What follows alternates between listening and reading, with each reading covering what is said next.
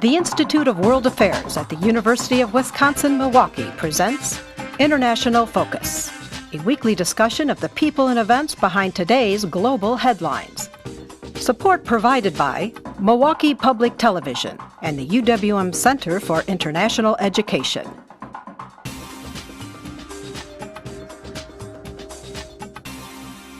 Now here's your host, Rob Ricigliano. Welcome to International Focus.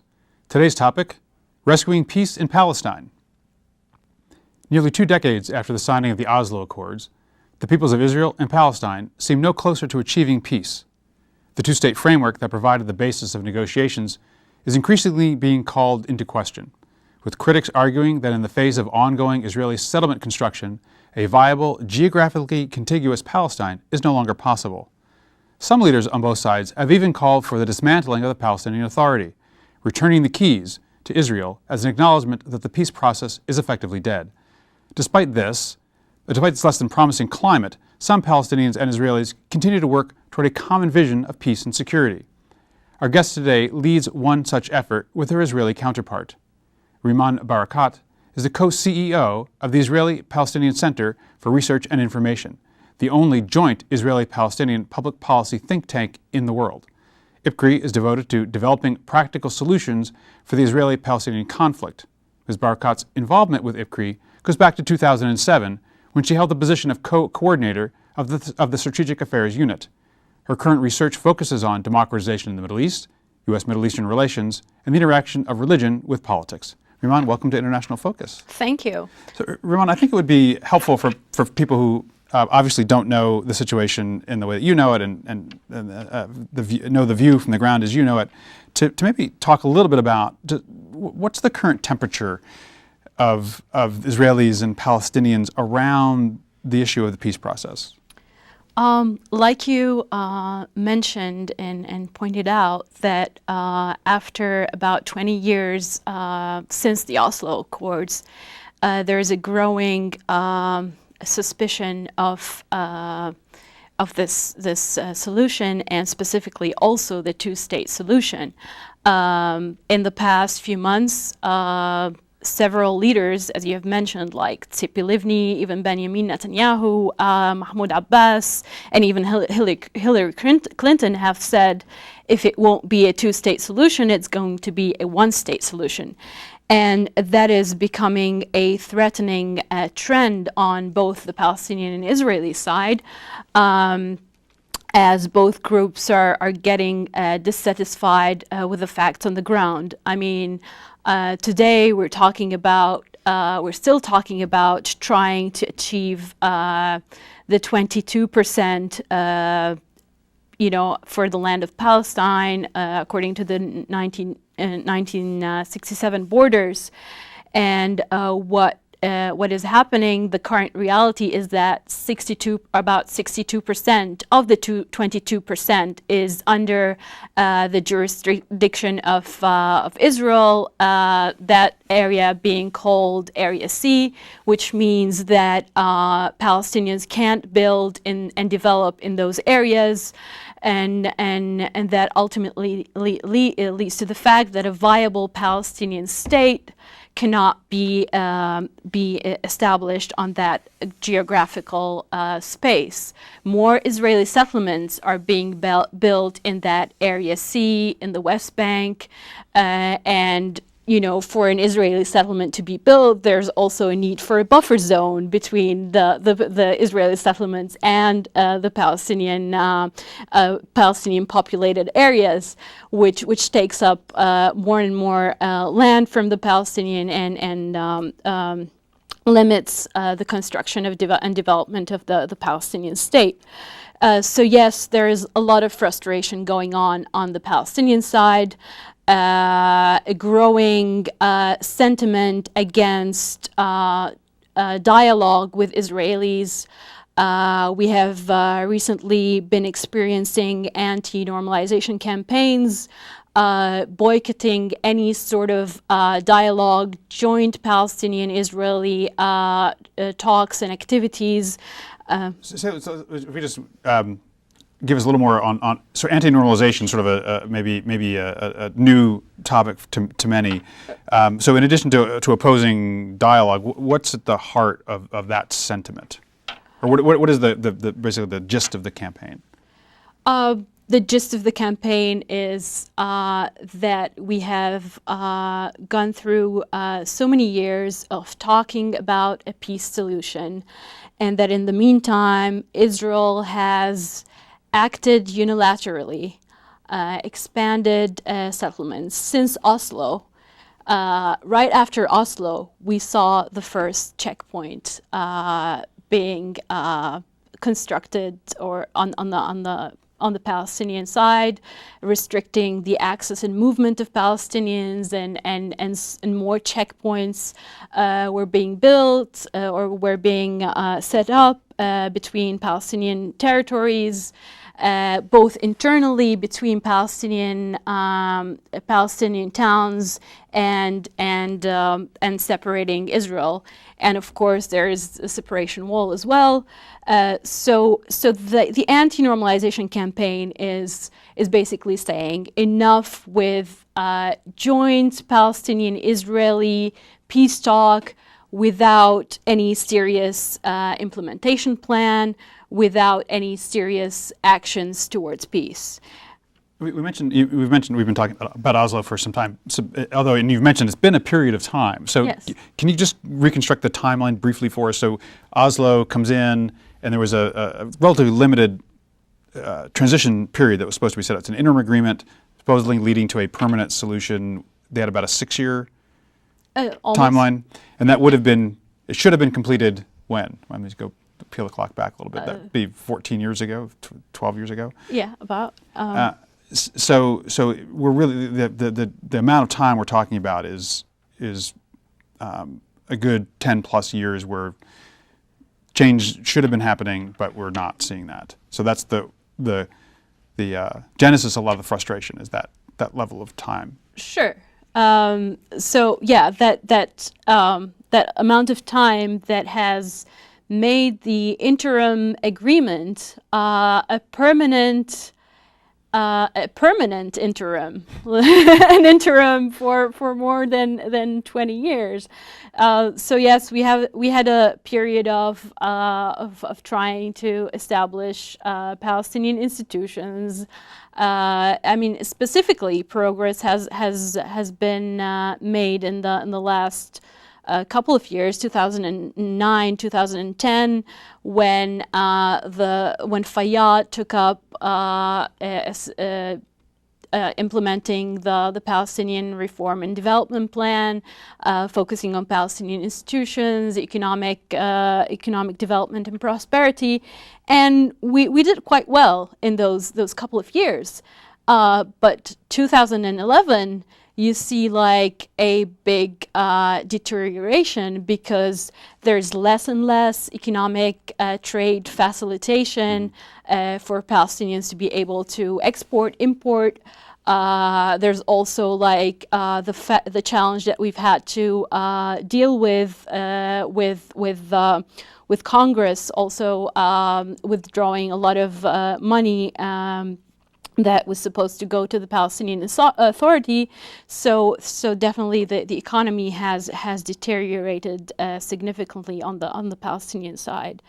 I mean, and in the meantime, like I've said, every effort that Palestinians have tried to take, any positive effort, like to speak about water.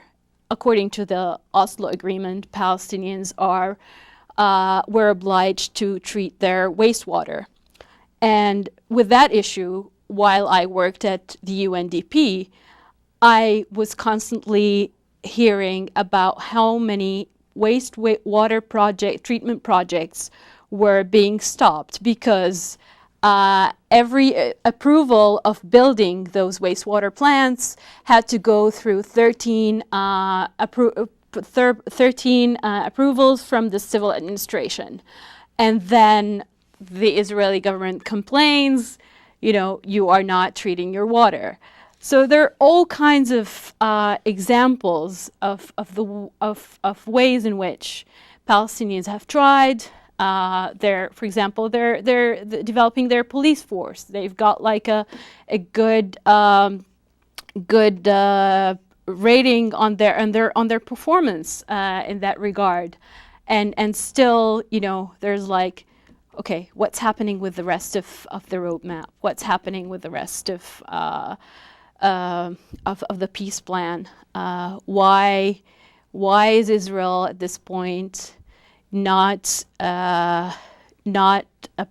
approving and actively against the declaration of a Palestinian state? Why is Israel talking about a two-state solution but acting as if it's a one-state solution with keeping its full control over territories of the West Bank? So then, actually, we have got a break coming up in a few minutes. Maybe take a couple minutes. What's your perception of then, what's the dialogue, what's happening within Israel? So we know the Prime Minister Netanyahu has pursued a certain course. There have not been meaningful sort of negotiations in that time. What's happening on the Israeli public side? Mm-hmm. On the Israeli public side, we witnessed this last summer, the summer protests, which were about social justice, about like finding or the government, asking the government to provide proper housing, affordable housing to Israeli citizens, about providing enough jobs, sort of what's going on also in the broader context of the Middle East. And so there's also, I mean, not to deny the fact that internally Israeli society also has a diverse group of ethnic identity that have been marginalized and not been properly acknowledged and given opportunity on the Israeli side. On the other side, I mean, speaking on the Israeli side, you also see a lot of Israelis going about their daily lives not knowing what's going on the Palestinian side. There's just no incentive for wanting to engage in a peace agreement. I mean, the last talk of a serious peace agreement, let's say during the Annapolis talks, Israelis were protesting on the street against a peace resolution. So, I mean, the incentive for Israelis is not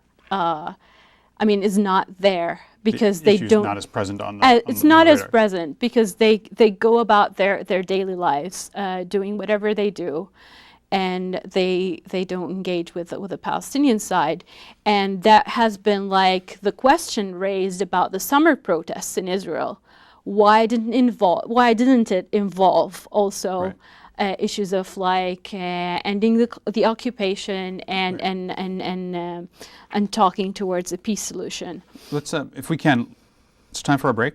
Sure. We'll pick right up where we left off. To our viewers, we'll be back in just a moment on International Focus.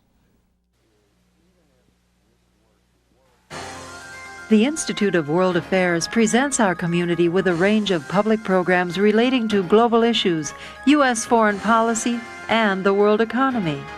For more information about the Institute of World Affairs, call 414-229-3220 or visit our website at www.iwa.uwm.edu.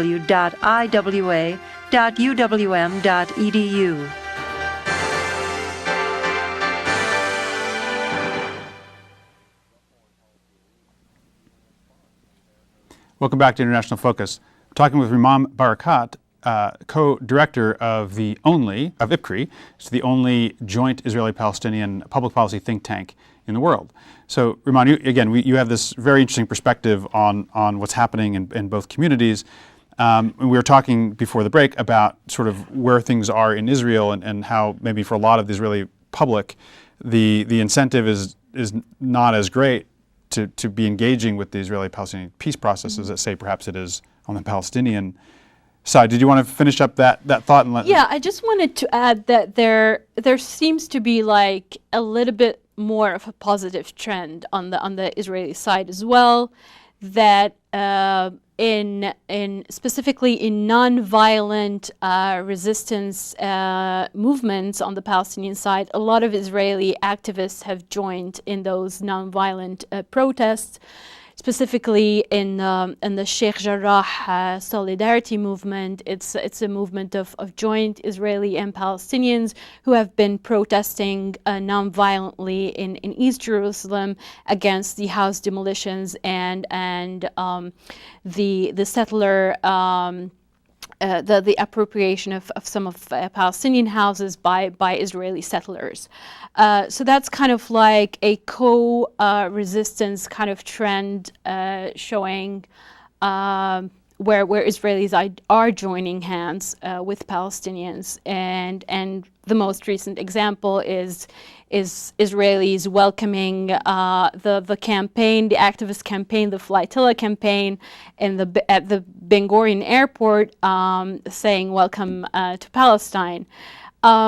So it's not all negative. So hopefully that's going to be a positive change. We were talking before about the anti-normalization movement saying, hey, they're kind of rejecting any kind of normalization of Israeli-Palestinian relations and dialogue before we've seen major sort of structural change. And now I can imagine, as a joint Israeli-Palestinian center, that poses a little bit of a problem. How have you engaged with this movement and the sentiment, the frustration really that lies behind it? Sure. I mean, I should mention that the environment after I went back to Jerusalem and started to work in this organization was much more difficult. Well, we've had serious challenges trying to bring Palestinians and Israelis together, and our approach was like, let's talk to those people representing those anti-normalization campaigns and try to understand where they're coming from and what sort of like grades of anti-normalization sentiments and attitudes there are within the Palestinian society. And so there are groups who are there are groups who are refusing to engage with Israelis, period. And there are other groups who are saying, okay, we boycott Israeli institutions, the Israeli political establishment, but we're willing to talk to any Israeli on the human level, and to dialogue with Israelis who are like-minded and who are willing to support the Palestinian cause. And for that, we had to restructure our approach. We had to bring in Palestinians and Israelis in a closed room, Chatham House rules, and just talk about all the issues and hash them out and see where this is going. And part of the conclusions that we've come up is that the anti-normalization campaign is an anti-status quo campaign. That the current status quo, business as usual, is working against peace and giving the Palestinians their rights. And so when looking and revising our strategy, we're acknowledging also that we need to talk about, or that we need to address, issues internally within Palestinian society, but also issues internally in Israeli society, that there is some sort of radical sentiment growing in Palestinian society, also radical sentiment in Israeli society, and that we need to work with those groups more closely and dialogue with them and bring them again to a stage where they can talk again with each other. Can you say more about IPCRI as an organization and the kinds of work that you're doing now in this environment? IPCRI has always been a joint Israeli-Palestinian organization. It's half Palestinian, half Israeli, so our board members are 11 Palestinians, 11 Israelis, Israeli co-CEO, Palestinian co-CEO, same with the staff and structure of the organization. And it's a 24-year-old organization. And IPICRI's its two legs have been like one, its think tank and policy activities, but also its people-to-people activities. So on the think tank activities, we have continuously brought Palestinian officials, sort of like track to diplomacy type of approach, bringing Palestinians and Israeli officials working in Palestinian and Israeli governments to talk about relevant hot political issues and to come up with policy recommendations for the policymakers. And I mean, this continues to go on, and this activity has been primarily funded by the Adenauer Foundation in Jerusalem. On the people-to-people activities, IPICRI has done a good number of conferences. I would say about 10 conferences on peace education in the past years. It has worked. We had also like a peace education project involving teachers from both sides, trying to kind of change the language of how Palestinians and Israelis talk about each other. Our activities involve a variety of projects, and we're trying with our current new approach, where we're trying to get more of the silenced groups involved. And one of those groups is are women, and we're trying to empower women leaders, new women negotiators on both sides. We believe that new voices could be important in bringing innovative and new approaches to resolving the conflict. Similarly, we have drafted together with the Hebrew University a project that will involve talking to Palestinians and Israelis who are not like on the left, who have more extremist views. And the project is about listening and understanding and trying to kind of transform images of the other through that. We've just got a couple minutes left before we have to wrap up, and you've talked about the years of difficulties, the frustrations that many people have. What keeps you going? What keeps you invested in an organization, wanting to take on the co-CEO-ship of an organization like IPICRI?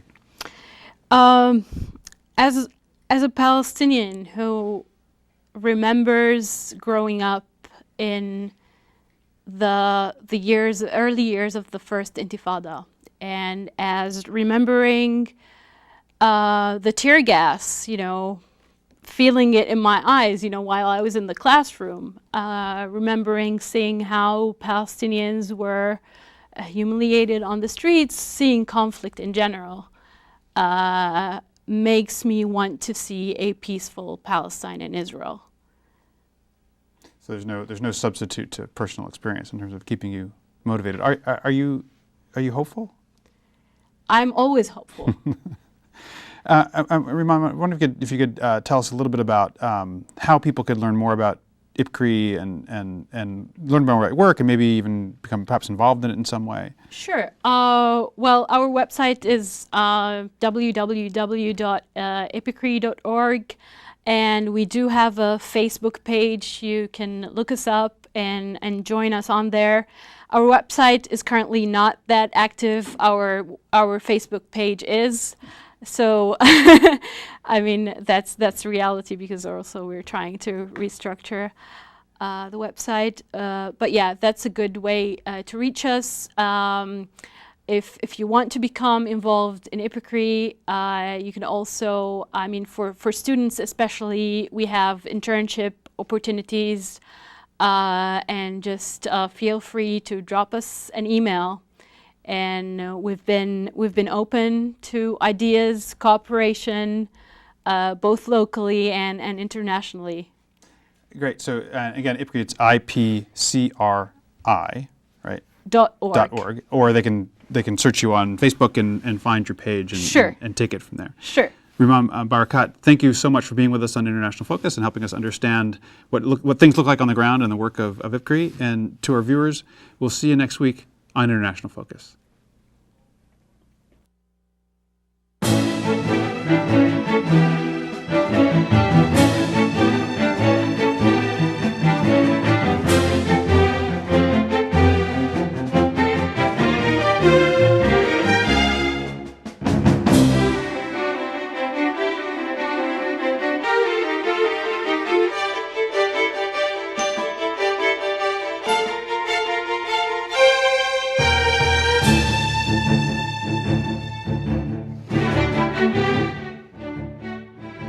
For information about the Institute of World Affairs and its many programs, or to become a member of the Institute, call 414-229-3220 or visit us at our website,